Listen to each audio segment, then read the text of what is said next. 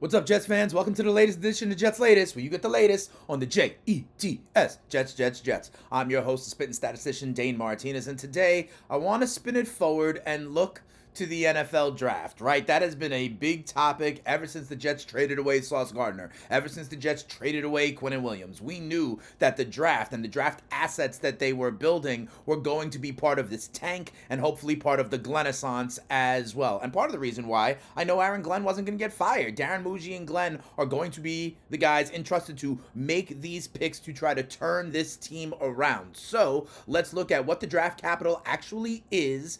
And quite frankly, in the college football semifinals that get going tonight, there are some definite players to watch tonight and tomorrow night that could hear their name called at the top of the draft and be the newest members of the Jets come late April of this year. So let's get it started. And by the way, also thank you to everybody who has helped grow this channel. If you want to subscribe, click on that button. If you want to become a Jets Latest insider, click on that button. Thank you for watching, liking, commenting on the comments. I love engaging with you and telling a Jets fan friend to tell a Jets fan friend. Let's start with the draft picks that they have. And by the way, week 18 went as good as possible for the Jets in terms of draft positioning, right? First, the Jets lost, which we kind of thought they would to the Buffalo Bills. They finished 3-14 and wind up with the second overall pick. But three other things happened. One, the Giants won their game. So we hopped the Giants from 3-2. And even better, the Giants were playing the Dallas Cowboys. So that gave the Cowboys a loss in a game they were favored in, which makes their second round pick this year fall down to number 44.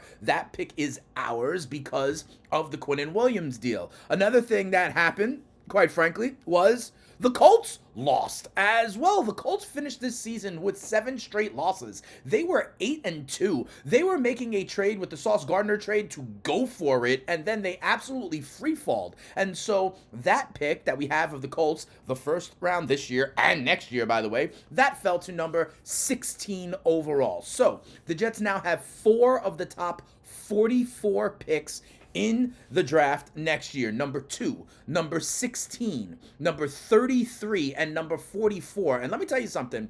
Part of the reason, the other one is that the Raiders won a game at the end of the season against the Chiefs. And that was big too. It's not like the Jets hopped the Raiders. But here is what happened. I think this is very important to discuss, okay? It means that, yes, the Raiders are 1 and the Jets are 2, but the Raiders got their 3rd win of the season. So now the Raiders, yes, they were 1, but they actually tied with 4 other teams with that 3-14 record. So what happens in the draft when you're actually tied, right? You know about the strength of schedule, and that's what determines it. But that's for round 1. What then happens is the teams with that worst record, the Jets, Raiders, I think it's the Titans, I think it's the Cardinals, whatever, they rotate which one gets first pick in each of the subsequent rounds. So the Jets pick, which would have been 34 if the Raiders had lost that game, the Jets still would have been number 2, right? But now the Jets, because the Raiders have the same record as them, the Jets now have number 33, which is the first pick of the second round. That is important. Yes, it's a better pick, right? But it is very important that what usually happens is after the first round, there's a full day involved, and every team kind of resets their draft board. And usually there's a player, multiple players, who fall out of the first round. And so the Jets will get a chance to reset their draft board, probably get a player that maybe they didn't think was going to be available, or what does frequently happen, I think this is important, that number 33 overall, 2.01, is a coveted pick to trade into, because there's another team out there in the league that sees a guy that fell that they really want, and they are willing to offer legitimate, valuable trade pick assets to get to number 33. So what I think is very possible is that the Jets could draft at number 2, draft at number 16, and then trade 33 down slightly to something like 37, 38, and accumulate another pick, accumulate more assets, and then again, they have number 44 overall. So that is the state of play. That's what you need to know. 2, 16, 33 with a little star on it. I think that's important. And then 44. 4 of the top 44 picks, which could hopefully lead to 4, if not more, starters for the 2026 Jets. Now, let's talk about some starters. I mentioned that there's some players to watch in these 2 college football semifinals over the next 2 nights here in college football. The first game I want to go to is the Peach Bowl. That's the one on Friday. This is the game with the 2 quarterbacks, all right?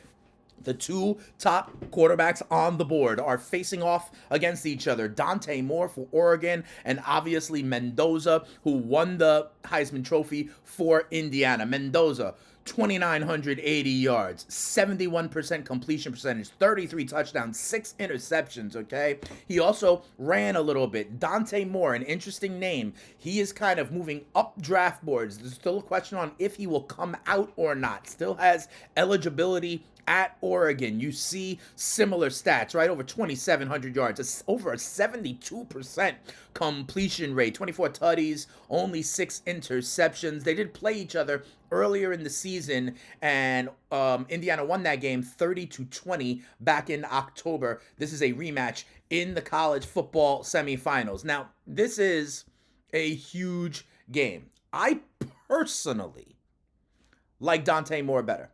I personally think the ceiling on Dante Moore is slightly higher than Mendoza. However, I think Mendoza is going to wind up going number 1, okay, to the Las Vegas Raiders. This is a team that obviously needs a quarterback. Mendoza is right there. I think they're going to take Mendoza number 1. I think Moore has more potential.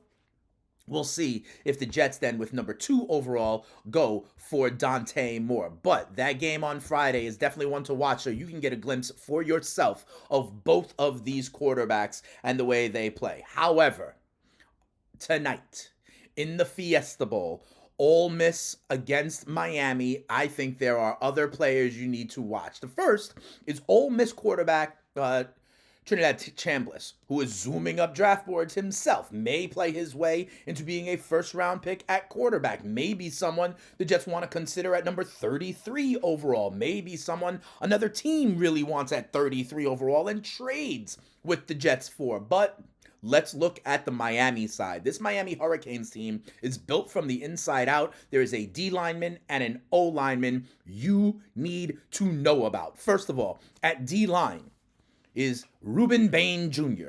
He's regarded as the best edge rusher in this draft class. He's 6'3", 275, had 8.5 sacks, 13 tackles for loss, forced fumble, block kick. He is an All-American. And here's another interesting point, okay? He's at Miami. You know who his position coach is at Miami? Jason Taylor. Yes, the same Jason Taylor who's a Hall of Famer with the Dolphins, with the Jets, and father of Jets tight end Mason Taylor. I think Ruben Bain Jr. is the stud pass rusher that is of the, Myles Garrett, Will Anderson, other guys who have been drafted at edge rusher inside the top 3 in recent memory. The name is Ruben Bain Jr., and by all accounts, he's more than just a stud talent. He is a hard worker. He is a good guy, all of that stuff. You hear this from Jason Taylor, and Jason Taylor, plugged in with the Jets, would give a great scouting report. The other name to note is Francis Mauigoa. He is a stud offensive lineman, one of the best offensive linemen in this draft at tackle, 6'6", 335.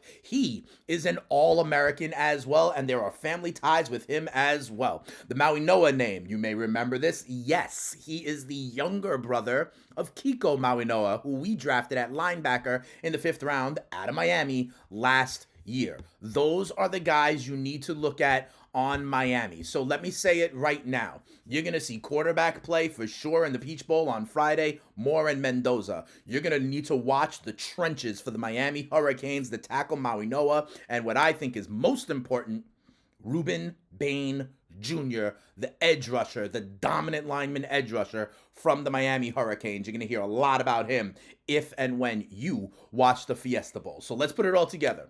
Number 2, number 16, number 33, number 44. We got a ton of time to talk about it, but I will say boldly and clearly right here for all you Jets latest guys, if you have heard me, you know that I do not think the Jets are getting the quarterback at number 2. I don't think they're picking Dante Moore.